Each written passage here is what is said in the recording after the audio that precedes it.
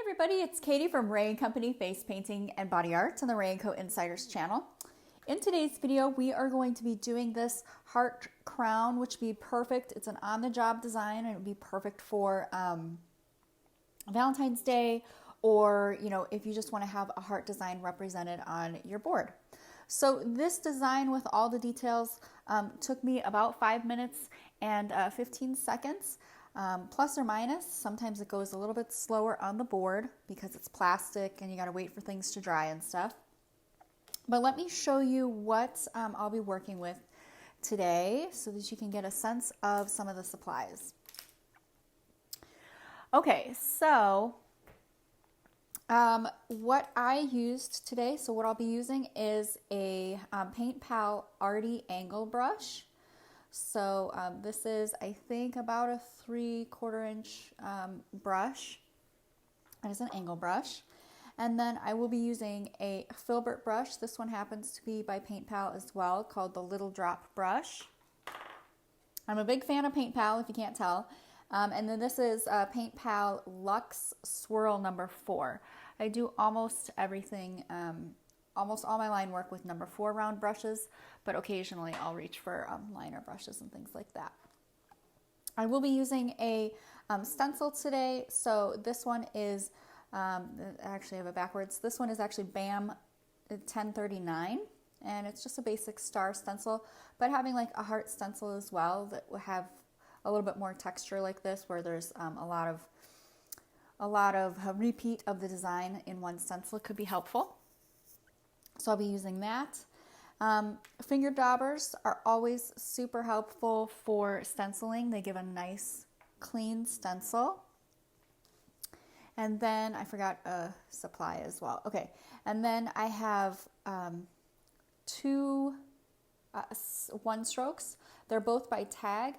This one is called Berry, and again it's by Tag. And then I have this one, which is called Blue Iris. So these are the one strokes that I'll be using today.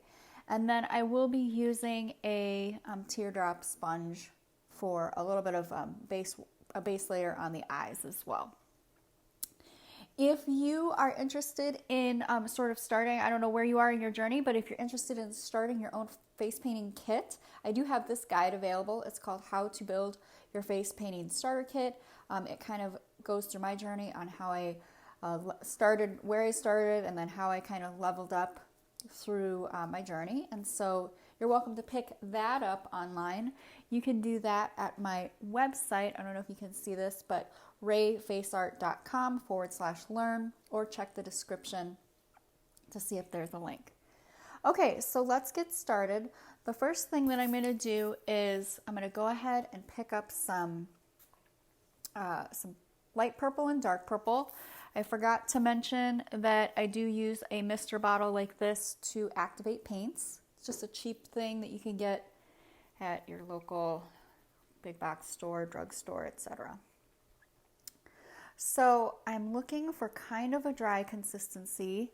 This might be a little bit too dry, but these practice boards can be tricky sometimes if you get them too wet. And then I'm going to add a little bit of dark purple on the heel back here. And again, the supplies, like I have a bunch of different brands repotted into this palette, but if you want to learn more about which ones I recommend, you can do so. Hold on one second. Let me just switch back to this one. Okay. So this is what we're going to be working on today. I'll go ahead and zoom in to a tighter shot on this face that we'll be working on. And so what we're going to do is, I'm just going to go right over this eyeball, pretend like it's closed, and I'm going to sponge on basically a little bit of eyeshadow. This just gives the eyelid kind of a nice base, and it just kind of gives you a nice base to work from. We'll clean that up a little bit later. Okay, so then I'm going to go ahead and load up my one stroke berry. And so I'm going to give it a quick spritz off camera so I don't get the water on my board. And then my brush was slightly damp as well. It actually might have been a little too wet, but that's okay, we'll make it work. So we just go back and forth, loading up the brush. I'm going to go ahead and sort of blot this on the arm because I can tell that it's just a little bit too wet. And then I am going to make a mark. I don't want my heart to go any lower than about that point right here. So I just make a quick mark just to help me guide my brush. And then we just do something like that. And then we come back over here.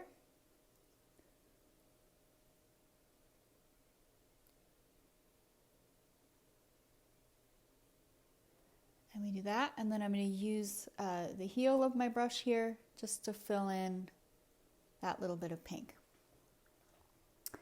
Okay, and then what we are going to do is we're going to add, we're going to skip a space and then add a little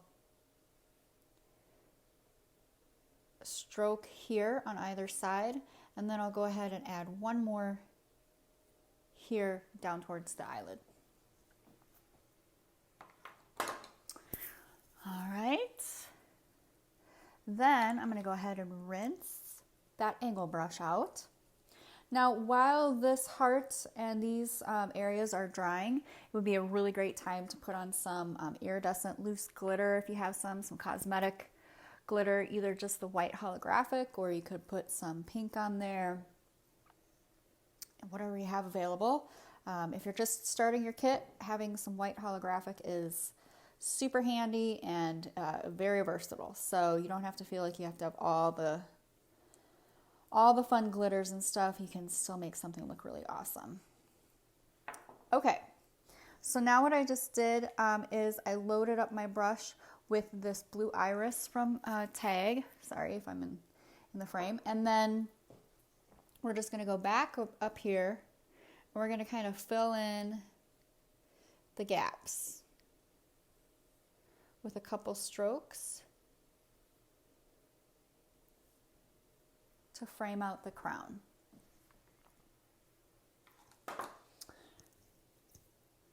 All right, it's coming together. All right, so next I'm going to go ahead and reach for that little drop brush, and this is just a small filbert brush. Filbert brushes are really awesome for making sort of big, bold teardrops. You can also achieve teardrops with like a number 4 round brush. So if you wanted to save a little bit of time on this design, you could, let me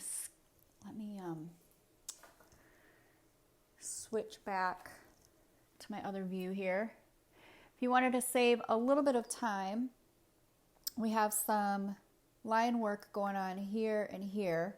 So if you didn't want to switch brushes and do these big bold ones, you could just use that number 4 round brush or a larger, like a number 5 round brush, and then save yourself a brush, I guess, a brush swap. So that'll what do I want to say? I want to say that it will reduce, the amount of time. Shave off. That's what I was looking for. Shave off a little bit of time on your design. Okay, and so then essentially what I'm doing is I'm just kind of going in with my white in the gaps, and I will show you this stroke that I'm doing on my arm a little bit up close so that you guys can see. Let me rinse it out. But essentially just filling in the gaps in between those strokes.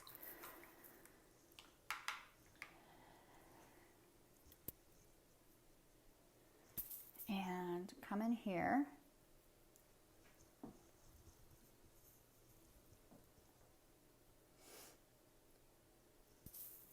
Oops, I'm out of frame. Sorry about that. Okay, back over here. So here we go. So here's what my brush kind of looks like. So I'm using the flat, I'm using the belly of the brush, but on the side. And essentially what I'm doing is I'm pressing it down like this to get the teardrop shape, and then dragging it and lifting up as I drag. When I do it slow, it tends to look a little wonky, but something like that, if that makes sense. So I'm using the side of my brush and then dragging, and then that's what gets you sort of that nice fine tail at the end of the teardrop. So we have our teardrops there. Now what we're going to do is load up a number 4 round brush. It doesn't have to be a number 4. That just tends to be what I'm most comfortable with working with. And I like to challenge myself to try to use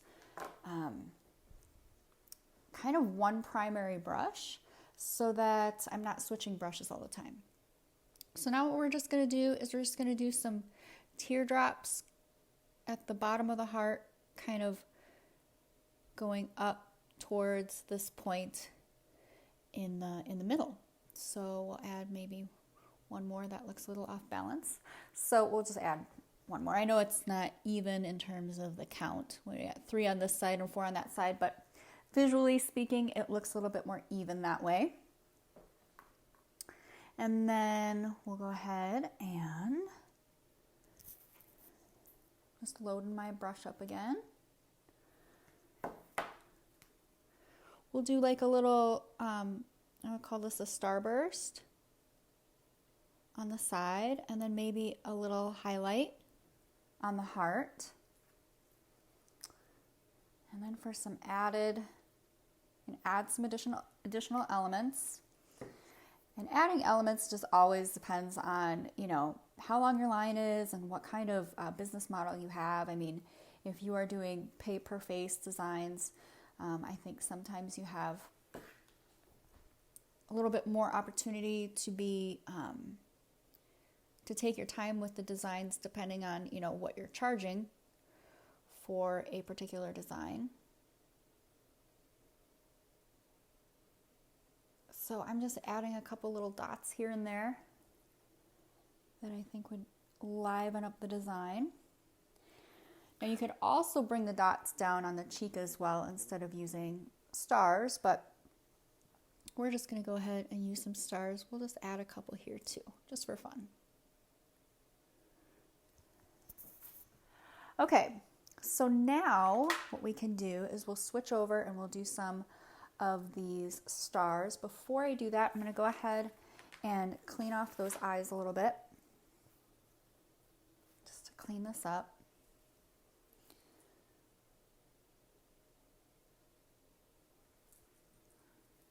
So I'm just using a baby wipe.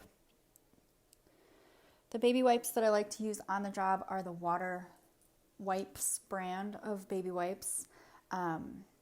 They have just water in them and then apparently just a drop of oil. So 2 ingredients, which makes me feel a little bit more comfortable since I'm also using them on kiddos' faces to wash off their face before I start their design. All right, let me try to get this board dried off for you guys. Now, here's the trick with the stencils. On the board, sometimes they don't come out as clean as I would like, so we'll just give this a try, but it usually works a little bit better on the skin. Now, one thing to keep in mind is that you need to have anywhere your stencil is going to be laying. If it's going to be laying on top of any other paint, you need to make sure that that paint is dry, because otherwise it will get on the back of the stencil, and as you move it around, it will sort of smudge up your design and put paint where you don't want it. So I'm going to go ahead and get my finger dauber here, and I'm just kind of getting some paint. I don't want it too wet. If it's too wet, then it will bleed underneath the stencil, so I want it a little bit tacky. And then we'll just go in here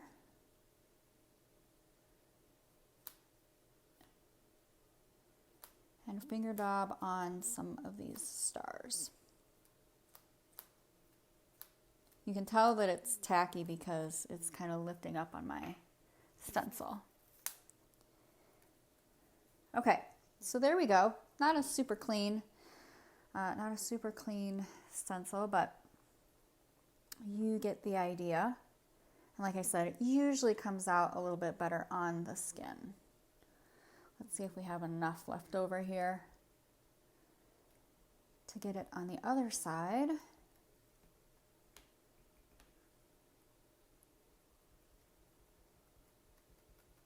Maybe these will come out a little bit better, unless I shifted my stencil. Okay, there we go. So that's super fun. If you can find a heart stencil as well, just to kind of go along with the heart theme, that works. This is just the one that I have available, and I have sort of a love-hate relationship with stencils. So usually it's just if I'm bored and I really have some extra time to spend on the design, I'll go ahead and bust out a stencil, but otherwise I try to do most of it without. So there you guys have it. This is a great on-the-job heart crown that you can use. Like I said, it took me about 5 minutes and 15 seconds to do this. You'll also notice maybe that there's a little bit of outlining on the heart on this one. So I outlined it with a darker purple. Again, that's just a nice to have. So it just depends on how much time you're willing to spend on a design and how much, how long your line is and what your business model is like. So again, if you are looking for product recommendations, you can pick up this how to build your first face painting starter kit guide at my website here at rayfaceart.com/learn. You can also follow me on Instagram at rayfaceart, and I occasionally post behind the scenes things and real life versions and kiddos and things like that with permission. So you can head over there as well. All right, guys, thanks for tuning in, and we'll catch you later. Thanks.